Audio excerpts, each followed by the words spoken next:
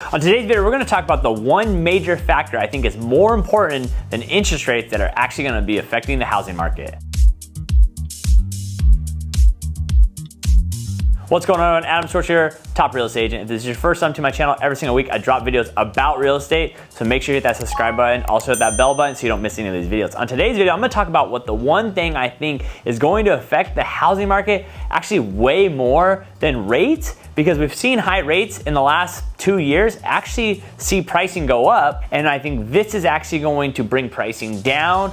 And especially in California, I don't know if you saw this last article, but housing insurance, StateFarm is threatening to leave the state of California unless they're able to raise homeowners insurance by 30%. And it's not because they're trying to, take more money. The problem is the cost of fixing your home, cost of labor, cost of supplies, all of that has gone up 30%. So basically they're just trying to equal up to where it would cost to rebuild your house if something happened. So this is the idea I'm talking about. So in 2019, we're just playing with fake numbers. These are all fake numbers, but this is the idea I want you to think about. So in 2019, say your income was $8,000, say housing was $2,000, food for the $1,000, gas was $500, and say others was $2,500. So you're making $8,000, you're spending some money, you got $1,500 left in your pocket. The problem is, because of inflation, we've seen prices of everything go up. Groceries are more, gas is more, insurance are more, like we just talked about. But most people are on a fixed income, especially the elderly people. They only make a certain amount of money per month. Most hourly or salary people, they only make a certain amount of money. So now, say in 2024, your income stays the same, it's $8,000. Say your housing stays the same, because a lot of people are like, oh, well, I have a 2.5% mortgage rate, or I have a 3% mortgage rate, fixed rate, 30% years.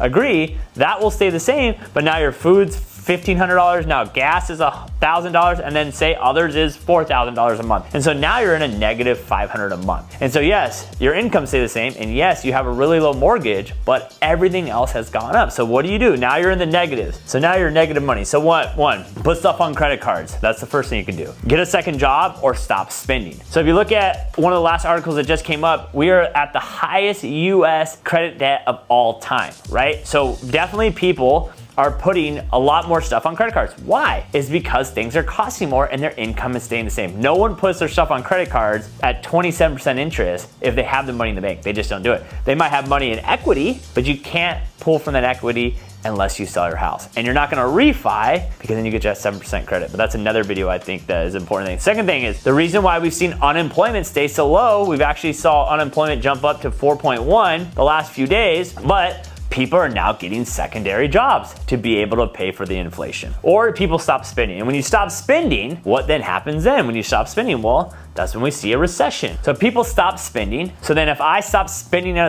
a small business, and then those people are unable to pay their employees because they're not having the same income, what do? Let people go. And so then we see people lose their jobs. Then they can't afford things. And then what ends up having to do? They end up having to sell their house, take all that equity, and live off that. And so then we'll see an increase of houses hitting the market. And so I want you guys to think about it like this. Right now, and since honestly 2020, we've seen 10 houses for every 100 buyers. And so that's obviously forced the prices go up. More demand than supply. But if all of a sudden we start seeing these things start trickling down where inflation is costing people too much money, then their house is gonna be put on the market. People are gonna be losing jobs because they're also stopping spending. And so now you're gonna go from having 100 houses on the market and only 10 buyers looking to buy, and what goes in? Prices goes down. It's very simple, supply and demand, right? So that's something we need to start worrying about, is that sooner or later, people's income are staying the same. Yes, their mortgages are staying the same, but everything else is still going up. And what people don't want to think about is that yes, we've seen inflation come in control,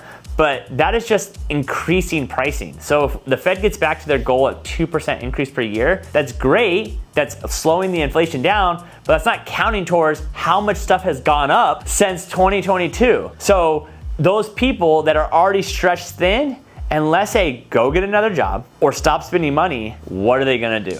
And that's the sad part that we're really seeing right now is, say you're on a fixed income, say you're retired, fixed income, yeah, maybe even your house is paid off, but now your house is now worth $700,000, you're sitting on $700,000 of equity, but now your insurance goes up or your taxes go up, and these things go up. Well, your Social Security's not going up and your retirement's not going up. And then so what do?